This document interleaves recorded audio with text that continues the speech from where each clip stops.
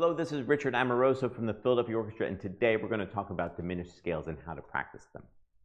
Diminished scales are not always that easy. They're not easy to hear, and they're not easy to sort of learn.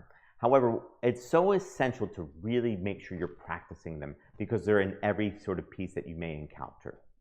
So in this video about diminished scales, we're going to learn the 3 diminished scales. We're going to learn how to recognize when there's a diminished scale, and we're going to learn how to tune them and play them and maybe make the best fingering choices when playing them. So a diminished scale is always a minor third or an augmented second apart. Okay, it's 3 half steps or a step and a half. Every single diminished scale has that interval. Okay, whether it's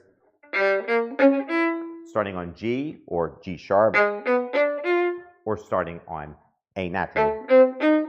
So when we go back to this B flat or A sharp, it's back to sort of the same scale that we started with the G natural.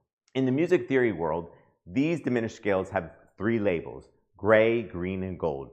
I don't really remember exactly which one's which. I just know that they're all very important and you need to be able to recognize them.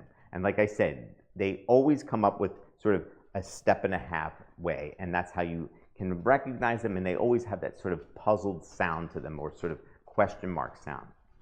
So each diminished scale has 4 notes, starting on G, G sharp, starting on A, and then we start again back at the beginning of that sort of note, whether it's G, G sharp, or A.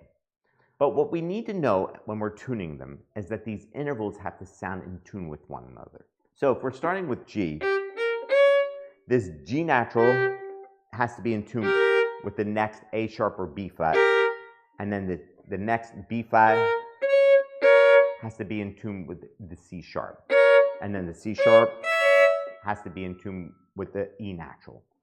And then try to make sure these tritones are in tune with one another. And then of course we want to make sure the 6ths are in tune with one another. All these intervals really need to complete the puzzle of those diminished scales and have to have that sort of color to them. And that's why I say it's really important to hear these intervals very clearly in your inner ear, whether it's tritones, whether it's thirds or 6ths, or eventually the octave. Okay? Or like I say, the tritones are usually the hardest ones to be able to hear. But really make sure that when you're practicing, put on a tuner, put on a drone on each of the 4 notes and really practice them very clearly so that you can tune your ear and floss out your ear, as my teacher used to say, and be able to kind of hear these intervals very clear. When it comes to fingerings, there are sometimes a lot of choices. You can play, for example, this A, C to D sharp, 1, 3, 1, or you can do 1, 3, 4. A lot of times, this depends on the shape of your hand. I recommend that you choose the fingering that really suits your hand because some people have a longer 4th finger or have a shorter 4th finger. It really is very personal. However, just make sure that you're able to tune these intervals across the string and hear them. When going up the fingerboard, again, we're worrying about sort of augmented seconds or minor thirds. But a lot of times students tend to play these upper notes very flat,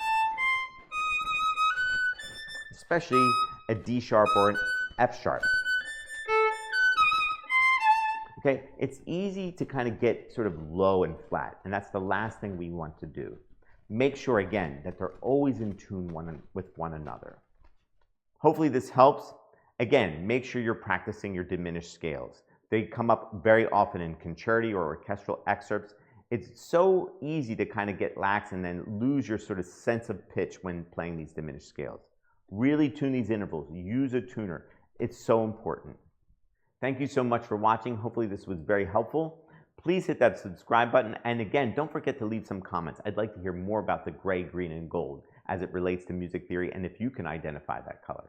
See you soon.